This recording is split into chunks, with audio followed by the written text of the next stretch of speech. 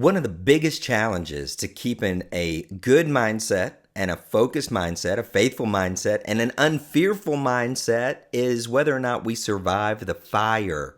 It's a challenge. If we're going to take every thought captive, make it obedient to Christ, we can really get overwhelmed in the areas of life that we feel like are unfair or unjustified, they're unexpected, and we hate it because we feel like it's not supposed to go this way. Age-old question, why do bad things happen to good people? We don't think they should. So the fire, we got to move from victim, not to victor. That's kind of what we always say, right? From victim to victor. From victim to valet. 2 Corinthians 1, 3, and 4. Praise be to the God and Father of our Lord Jesus Christ, the Father of compassion, the God of all comfort, who comforts us in all of our troubles, so that we can comfort those in any trouble with the comfort we ourselves receive from God. This is the challenge for us, that when we undergo the fire, instead of always questioning, we say, how in the world can this be used for the kingdom? How can this be used to help other people who are experiencing something similar to receive comfort? It's a challenge. I don't think this is easy. And we'll see several examples of that here in just a second. But there's really 5 reasons that things happen.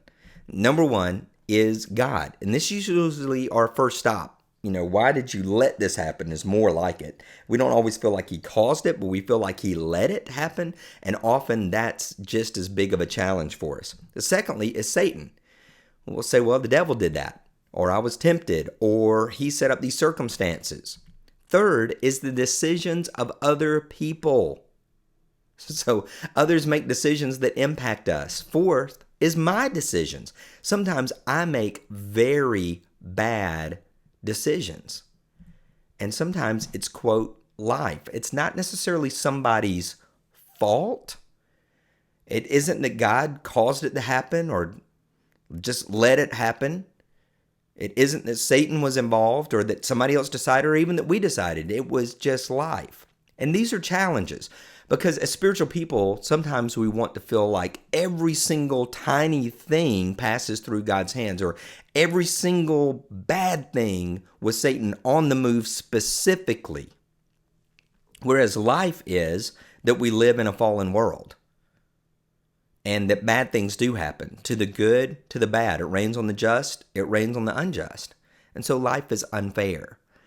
Back many years ago, many years ago now, over 20 years ago, it was a Tuesday, May the 4th, 1993, that I stayed home. I was home with Sherry, and I was holding Sam. She was laying on the couch. I was sitting there thinking, this is it. This is perfect. This is ideal. This is exactly the way that it's supposed to be. This is what I always dreamed of. And a few minutes later, her body began to convulse, and her eyes literally rolled back in her head, and her chest was heaving. But I knew that the oxygen, the air was not going into her lungs. It was going into her stomach, and I could tell something was wrong. And I shook her, and I said, Sherry, wake up, baby. You're having a bad dream. She was non-responsive. Her body continued to convulse. I said, wake up, you're having a bad dream. And there was no response. And I took Sam, I put him on the floor. I picked up the receiver. I dialed for the first time in my life, 911. I said, I think my wife is dying.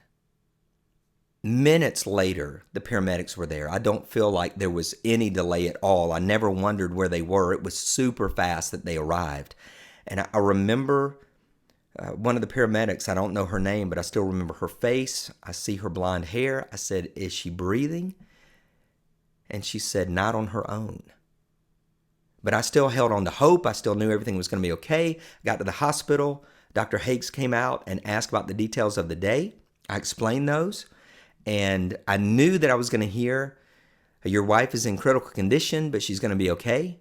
Instead, what I heard was, I'm sorry, Mr. Evans, but your wife has passed away. Sam was 5 weeks old at the time. I was a full-time youth minister, and I'd lived my life really raised in the church, believing in God, and I felt like I was going to have a little bit of a pass. Even though I'd had negative things happen, nothing of this level, right? So this was life. I didn't feel like God was picking on me. I didn't feel like this was really an attack from Satan, though I know that many, feel that way. I didn't think this was a decision by somebody else. And it wasn't my decision. It was life, that life happened. And so when the fire comes, this is the moment where we can pull back, cease to engage life, cease to connect with life, and cease living life. Or we can follow the passage that we saw. We can let God's comfort come to us, and then we can begin comforting other people. So here's your worksheet, and it's not the easiest, but it's part of the 10-10 life. Living life to the full, part of living life to the full is going through the fire. So there's loss, there's a lesson, and then there's how you can be the leader in this. And I want to be sensitive because some of you are going through loss right now. And I don't want this to seem like here's, the sweet, neat, tied up with a bow answer. It's not going to be easy. My loss was Sherry. I've had many other losses, but my main loss was Sherry. Here were the lessons that I learned. That I wasn't alone. That while my faith might have been challenged, it was really what ultimately held me up. My family was closer than ever before. Hard times are going to come. The unexpected is going to happen. And often it's going to be unfair. So these are lessons. I'm not saying they're easy, especially the latter half, but that I was not alone was especially important because when you are 20, in your early 20s, 24 years old, your wife dies, you feel very alone. You feel like that you're experiencing something that most people don't. And the truth is, percentage-wise, it is a low percentage to lose someone at that age and to have a child. But I heard on the radio that week several people interviewed who had also lost a spouse very young. I had someone at another church contact me and say, I heard you lost your spouse and your child was young. I went through exactly the same thing. I want you to know that you can call me if you need me. I received a card from a singles ministry in Florida. I live in Alabama. Hard to believe since I have no accent. But I received this card with 286 signatures on it.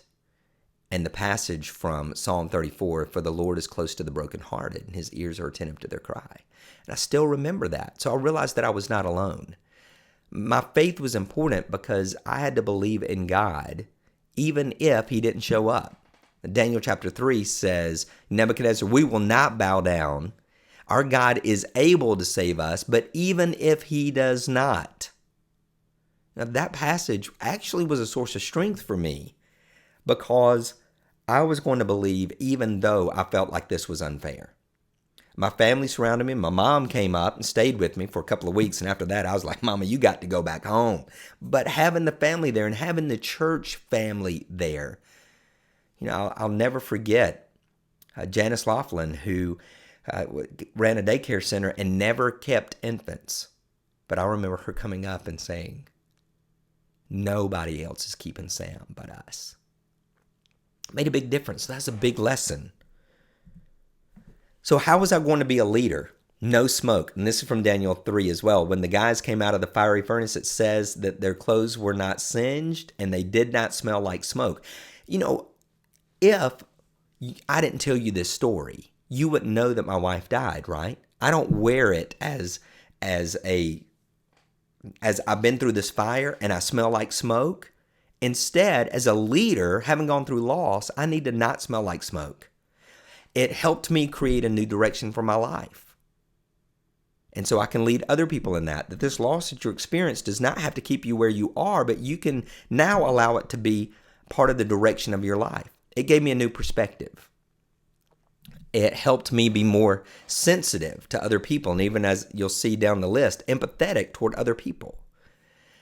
I realized it was important to move forward. Now, I had a 5-week-old. I didn't have an option, really. But there are many people who get stuck and their family members or their friends or their children suffer because they can't move on. So I had to move forward, and I can help other people do that.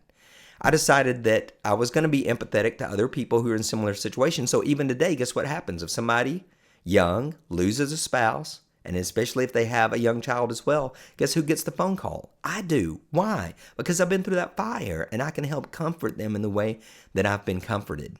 And then available. This was ultimately a promise that I made to my family, to my kids, any future kids that I would have as well, and to Sam, that I wanted to create a life that allowed me to be available to go to all their school events, to go to the field trips. Now, I didn't know that my hyperactivity and ADHD was going to get me uninvited from some, but I wanted to be available.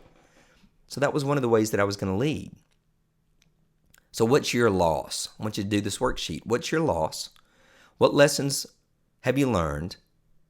And how can you lead other people through that fire? How can you go in and pull them out and take them out to the other side so that they don't smell like smoke? So that in turn, they're going to be able to help other people. So instead of the fires of life, the hurts of life, the unexpected, the unfair of life, instead of that getting in our brain and causing us to shut down, let's use it to propel us forward. See, the Lord comforts us so that we can in turn comfort other people. Your greatest area of misery can be the greatest possibility for ministry. So do this sheet. Allow it to be part of your 10-10 life. You're going to live full when you allow the fire to not only not singe you, but to help other people through it as well. In the next section, we're going to start talking about business. We're going to look at your message, your market, your model, and your monetization. But before you get there, make sure that you step into your fire, as painful as it is. Write down your fire, write down your loss, your lesson, and how you're going to be a leader in the middle of all that. Be blessed.